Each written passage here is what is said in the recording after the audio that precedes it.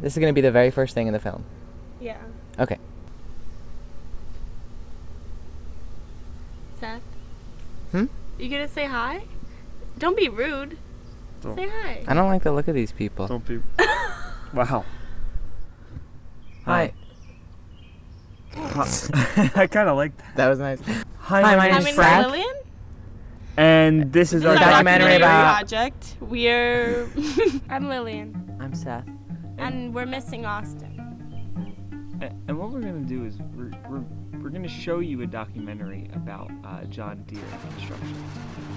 Oh, actually, that's not what it's about. It's about noise pollution from those same John Deere construction machines. No, actually it's about exploiting the masculinity of construction workers through a feminine perspective. Well, what's funny is that it's actually about none of those things. I gotcha. All right. Well, we hope you enjoy our film. I didn't like that. No? 1 sec. Takes a second. Good. All film is voyeuristic in that sense. Everything, because there's an inherent relationship where you are watching a screen, and so you are safe where you are, and yet you're getting these intimate views into other people's lives. Hi, this is Seth. That's me on screen wearing those headphones. And I agree with what I just said about all film being somewhat voyeuristic. Well, I've got to change this image. I really don't like the way I look. Let's find something else. Oh yeah, that squirrel footage that Frank shot. Oh, this is nice. But it's funny because when our professor, Charles, tasked us with this documentary combining intimacy and online dating, we didn't realize that those intimate views would not just be into other people's lives, but into our own lives. And that was a complicated set of dynamics. I mean, I didn't want to lead. Lillian wanted to lead, but didn't feel able to. Austin was never around. We actually had to hire someone to play Austin. For My name's Austin. Scenes. Hey. I'm part of this documentary class. And then Frank, Frank just wanted to make a good movie. And so what were we to do? What could anyone have really expected of us, other than the weird, wacky, wonderful chaos about to ensue?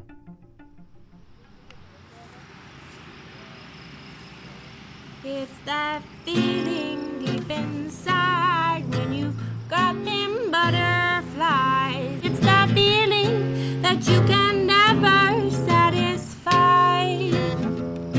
It's that feeling. Hey! But that's not what this film's about. It's random clips of us that shout out.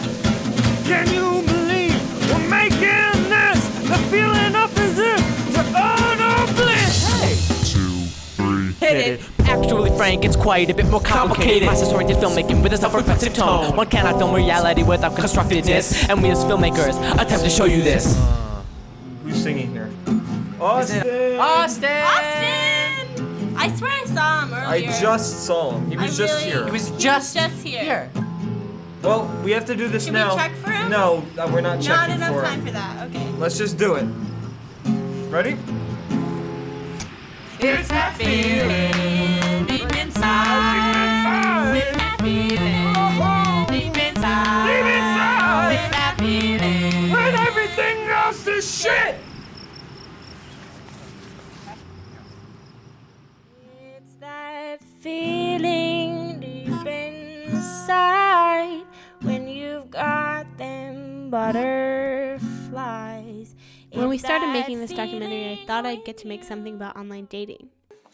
Sophia! Yeah. Sophia, tell me about your boyfriend. How did you meet? We met on the internet. But the thing about online dating is it takes up so much energy. I began questioning why I was doing what I was doing. For a documentary or because I wanted to be doing it. And I did meet up with someone. He even drove a long way to see me, and we walked through the Glen, ate lunch, talked in my room. But I had this weird experience with him where I just explained the SOPP, our sexual offense prevention policy, to him and how consent works. And he asked to kiss me. And my response was, I don't know. And then he kissed me. We haven't talked since. You know, intimacy with yourself is really paying attention and understanding.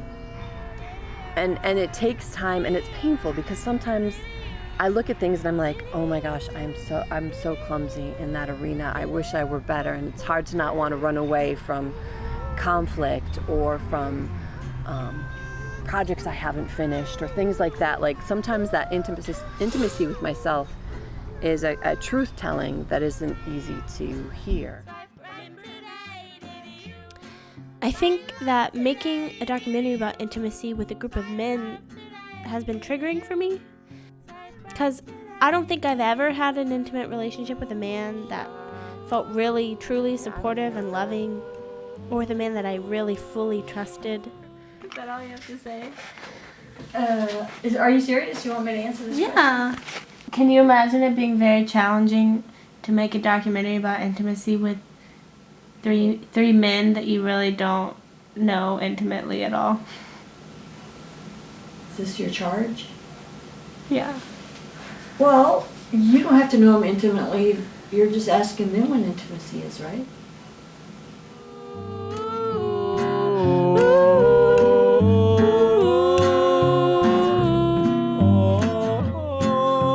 Oh, Seth? Yes, Lillian. Did you Did I find what? love story? No, Seth, this yeah, lip. I did not find love story. No? It's gonna be nice. But It's gonna be a Seth, nice thing. but that I we didn't help need each- it. Did you? That's what men think. They're like, oh, I'm gonna make myself feel better by helping you. But what if I don't need her You help? didn't laugh. I'm just Not a offering help. single. But if I don't need Would you it, not offer help if I was in that situation? How selfish you would be if you're sitting here and I'm but trying did to I climb really around. look like I needed help? You look very precarious. I'm not saying that you needed help. So you're saying that I look like I need help?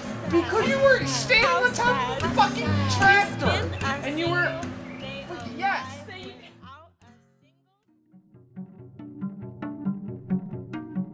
Hello again, everyone. This is Seth.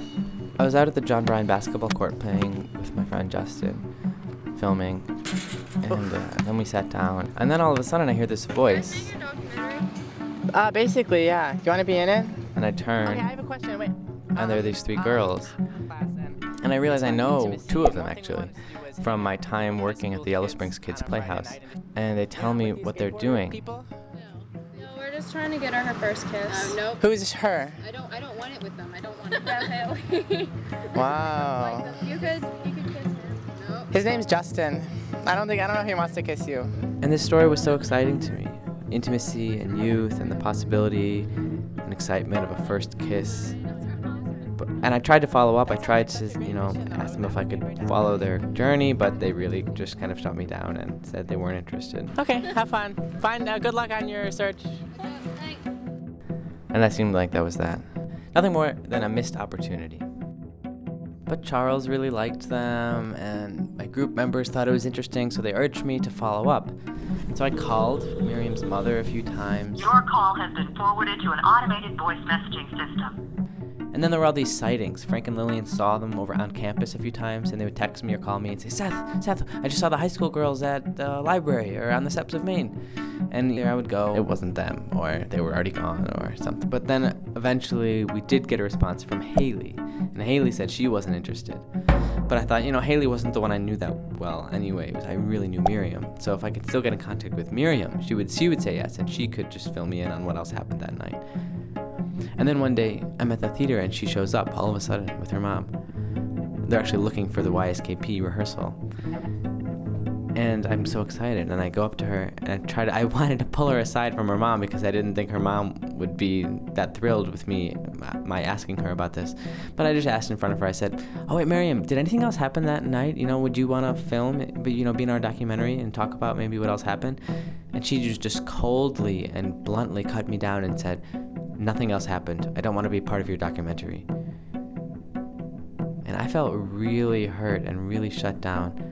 It's kind of sad to me and scary how this 16-year-old girl could so easily hurt me. If you can be hurt that easily by the potential no of a potential subject, that doesn't seem like a very good recipe for being a documentarian, and especially not for being a leader of a documentary crew.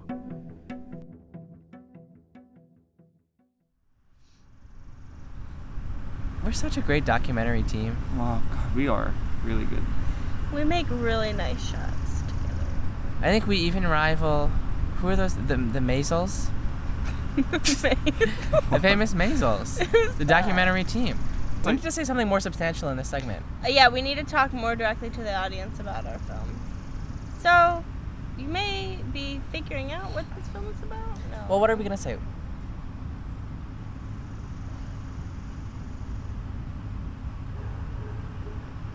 Should we make this film at the end where it's all of us sitting and face directly facing the camera? Could that be a framing? Economic theorists might argue that in a perfect market, the population would act as a consumer and only a consumer. Oh, that was disgusting. But why is this intimacy? Yeah, no, you're absolutely right. What is intimate about that, LilB? Great question. I mean, Oh, look, it's the funny man. Oh, hello. This is my good friend Perrin. Is this intimate? I mean, we're pretty intimate with each other. I mean, yeah, and something like this. Well, we're just my two friends just goofing off, just kind of staring at each other. That's oh no. Oh God. Oh no. This is so awkward. Look how. Oh. Whew. So this is our group. We were tasked with making a documentary about intimacy, and I mean, I think I did it. Kind of on my own, just kind of holding the camera.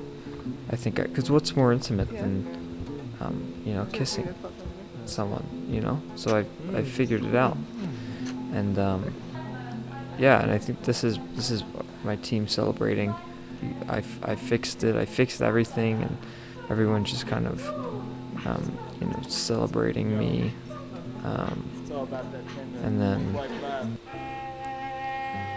And then our Professor Charles wants to see what we've done. And he tells us to scrap the whole thing.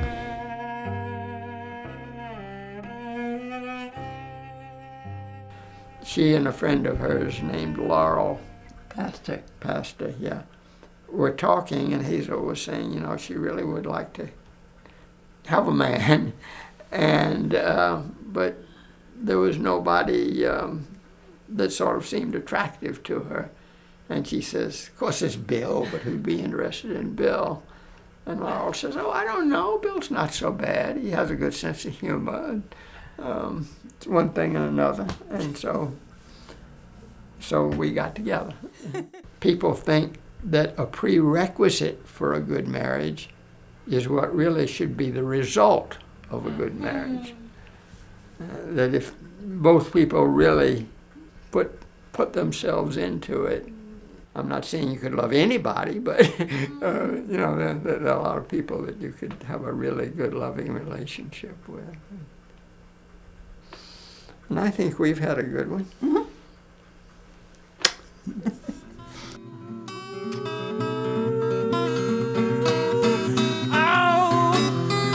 It's more than just this one time.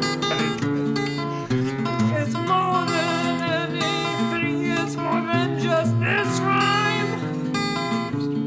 Can you feel it tugging on my leg? It's pulling me down. Back to the bed, I can hear it. I can see it all.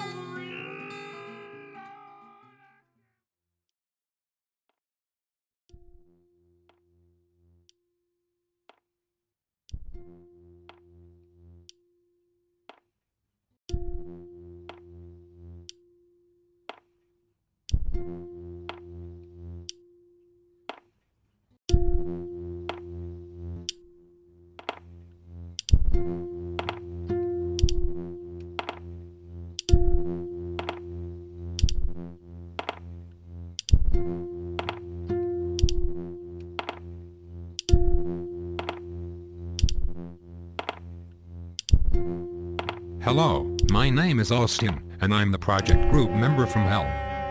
I did not simply choose to become such a thing. It was thrust upon me like my hair type was. I just didn't have a choice. That's because it stems from the familial panic disorder I've been blessed with, which just happens to follow the same genetic kind as my curly hair all the way back to great-grandma Gaeta. The thought of answering a text or an email from one of my team members would send me so close to the verge that the safest thing to do was to not answer at all. The thought of actually interacting, despite our entwined responsibilities, made me question my worth as a living human being. A friend recently, in describing her strife, said, "The only way you'd understand is if you could take up your shoes and fit in mine, tear off your skin and put on mine. But you can't do that, so you won't understand." How do I tell my group what I'm going through, when telling someone what I'm going through turns me cold, numb and to sleep? I can't. The only person who I can think about when I think about these problems and intimacy is my best friend Emily. I wish she were here. She'd understand. Despite all this, I was able to bridge the gap between intimacy and online dating. Though more so in the vein of a mail-order bride, the story of Dorian and Yo-Yo is a beautiful tale of how the internet can bring people together.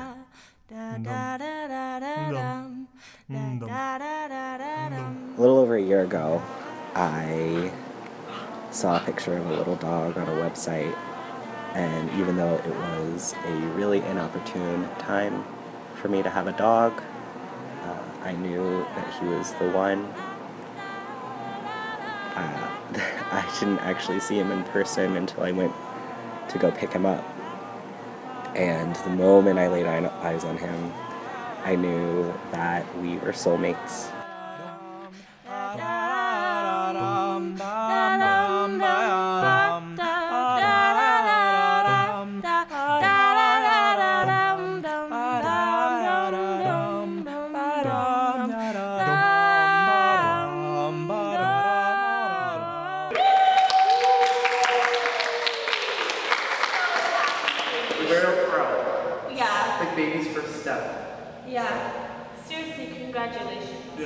Congratulations. Let's all give each other a pat On the back. ourselves. Show them my back. That's good stuff. Nice. I think we should all do that. Should we? Now we should all pass No one's patting.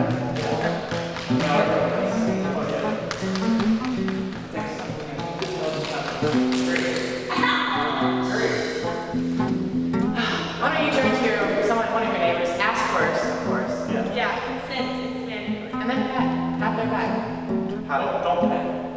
Patting's weird. We're not hands. Pat. And if your name's Pat, give 2 pats. Easy 6 experimental novel 查 Charles